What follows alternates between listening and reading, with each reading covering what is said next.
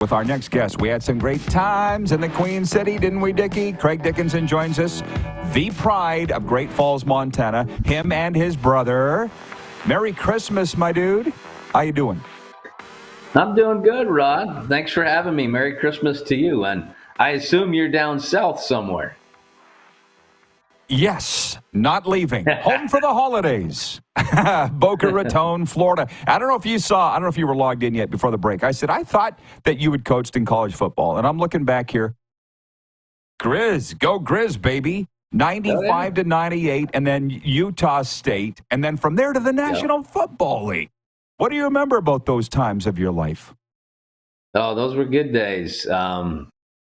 College football is special, Rod, as you know. Like it just is, especially in the States. There's just a pageantry to it. There's tradition to it that's unlike any other. It's unlike pro teams, to be honest. These college teams have been playing for over 100 years, a lot of them. So those were some really good times. And college football has certainly changed, as we know, with the portal and NILs and all the transfers going on now. But those might have been, I wouldn't say my best days, but those were as enjoyable as any place I've ever been coaching college ball at Montana, especially being from Montana and us having some pretty good teams. So those were good days, and I still have many friends back there. In fact, I went and saw a couple college games this year at my old stomping grounds there in Missoula, Montana. It was a blast.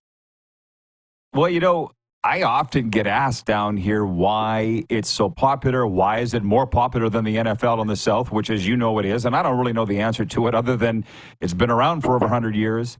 In those towns like Knoxville and Auburn, that is their NFL. But up where you're from, every state has a team, right? I don't know. Why? How do you explain the popularity of college football to somebody that doesn't know?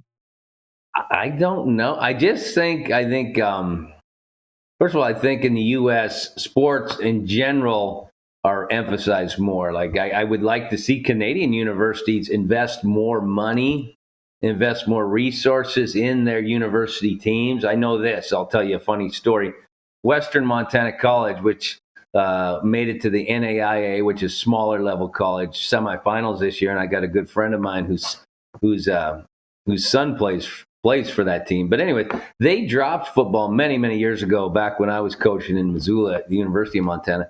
Their enrollment plummeted, and they realized football is also, it also helps in your enrollment. It brings a sense of pride to your school. And I think in the States, they tie their identity and a lot of their pride to their football team. Just look at what's going on in Colorado with Coach Prime, It means more down here, and I think it'd mean more in Canada if Canadian universities actually invested a little more in their sports programs.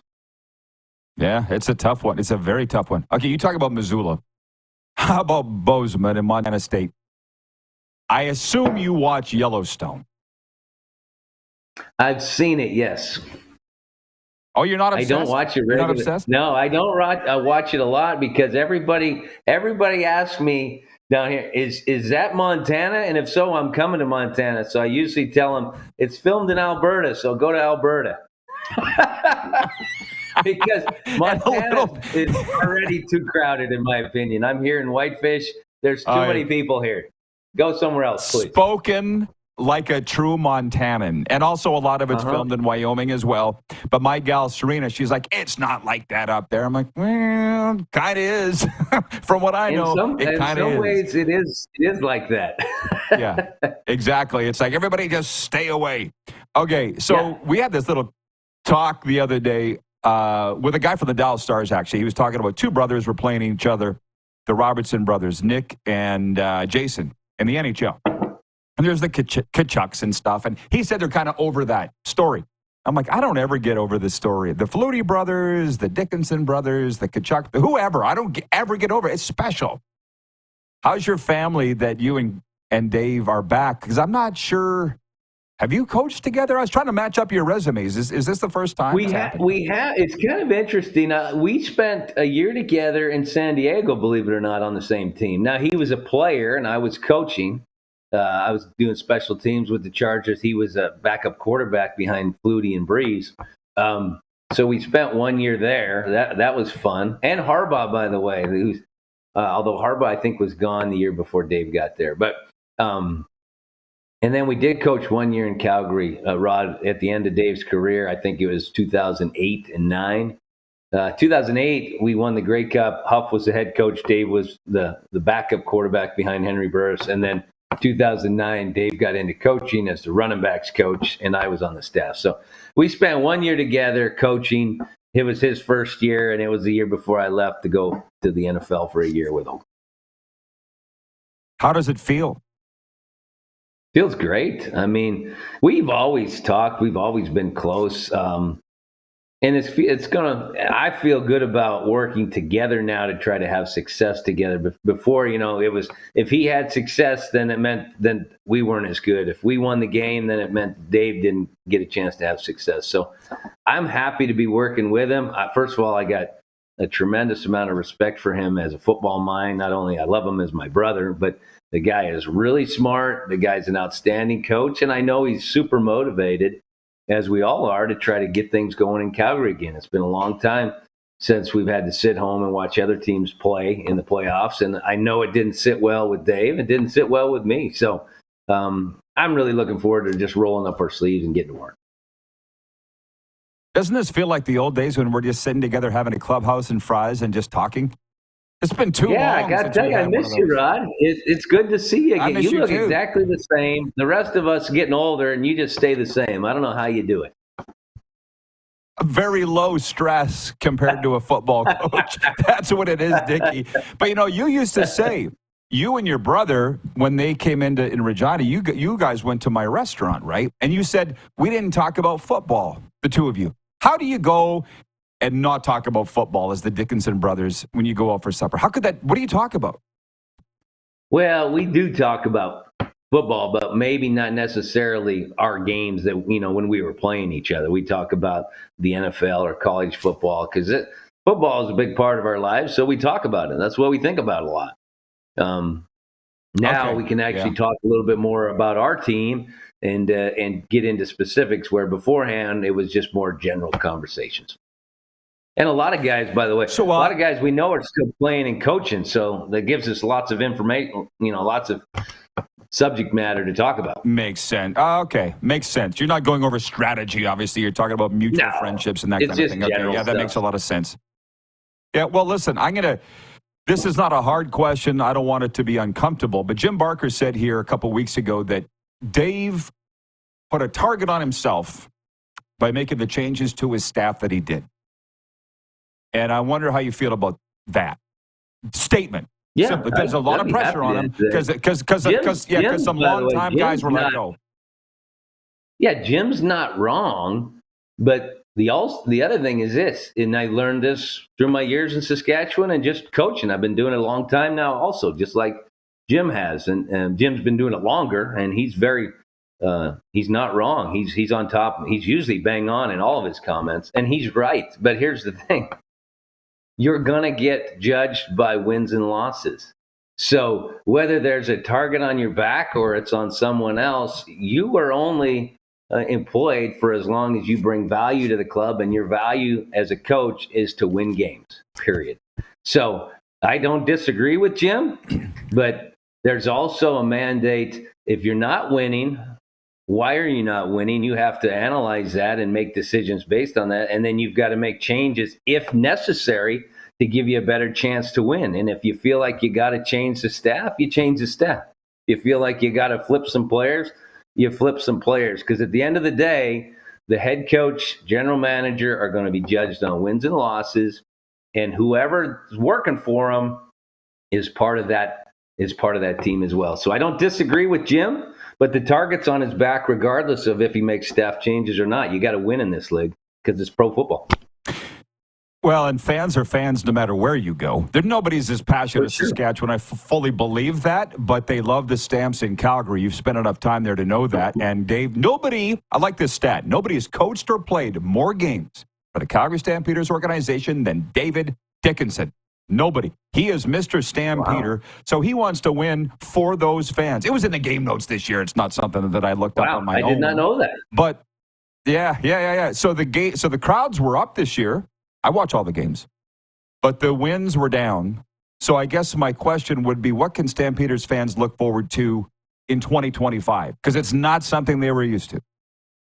Sure. Well, I think signing Vernon's gonna give us a real shot in the arm. I really do. He's an exciting football player. He's very difficult to go against.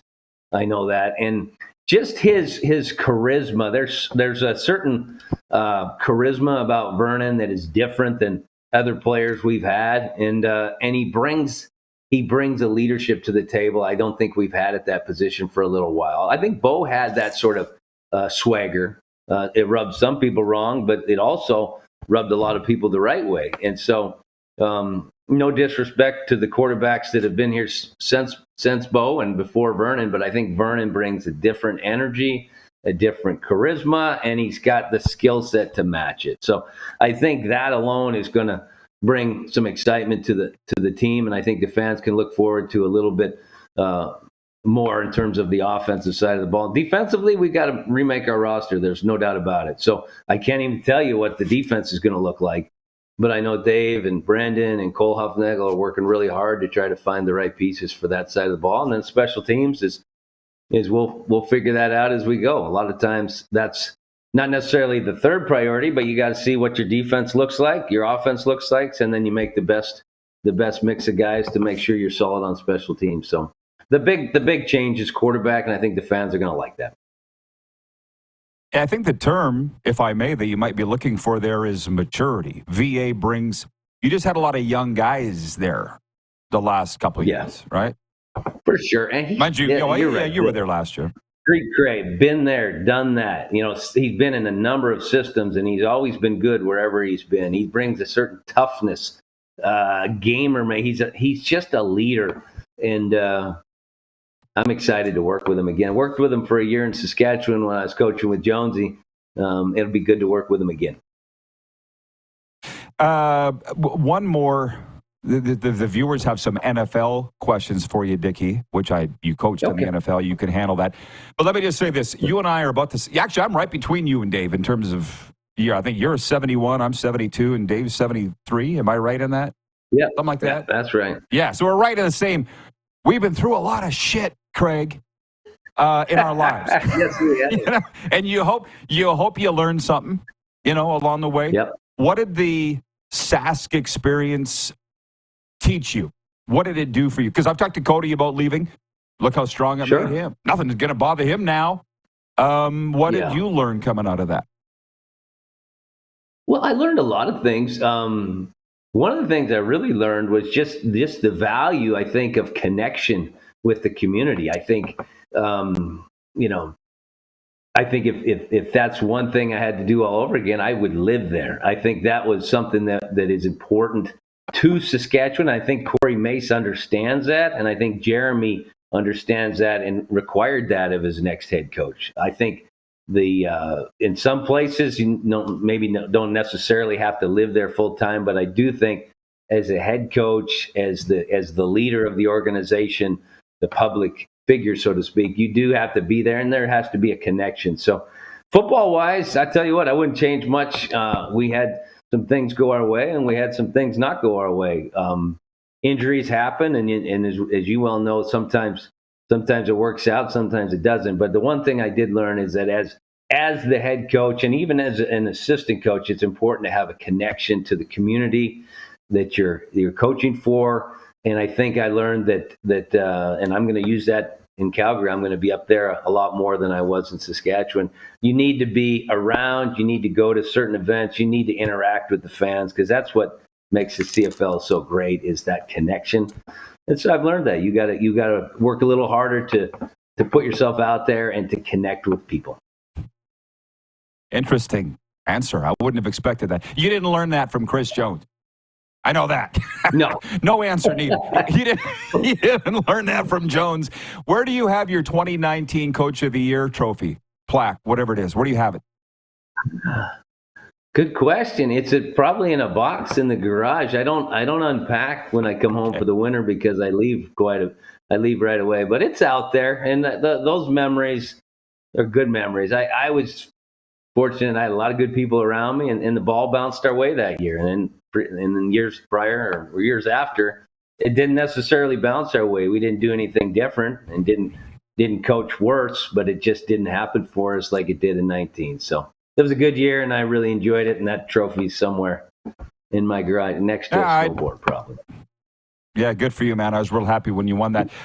We're like over time here, but Robert in Las Vegas writes in. He says, Coach, who you got winning the Super Bowl? You want to take a stab at it? How about playing in the Super Bowl, let alone That's a winning good question. Boy, Buffalo, it's hard to pick against them the way they looked against Kansas City. I think Detroit's good enough if they can get healthy, but my dark horse pick, I'm going to go with Philadelphia. I just think they look like the strongest team, and I think they've got the best offense and defensive lines, and that's usually where I go with is the teams with the best guys up front. I still believe you win games in the trenches. So my pick to Robert is the Philadelphia Eagles. How about that? So, dude, I could go on about this forever. I hope we can do this again. Like, I just laugh at the Eagles thing and the Sirianni, Jalen Hurts thing. Going into the year, everybody said they didn't get along. I'm like, looks like they're getting along fine now. The media, oh, they're a funny beast. You know who reminds me of Sirianni, who I got a lot of respect for, is Dinwiddie. They're similar. They're good coaches, both of them. And they both former quarterbacks, although Sirianni was a receiver, I think, in college. But highly competitive, very, very good play callers. I really throw a little shout out to Ryan Dinwiddie. He did a great job this year. And his competitive fire, you could see the team takes on his personality. And I think Nick Sirianni is a similar sort of coach.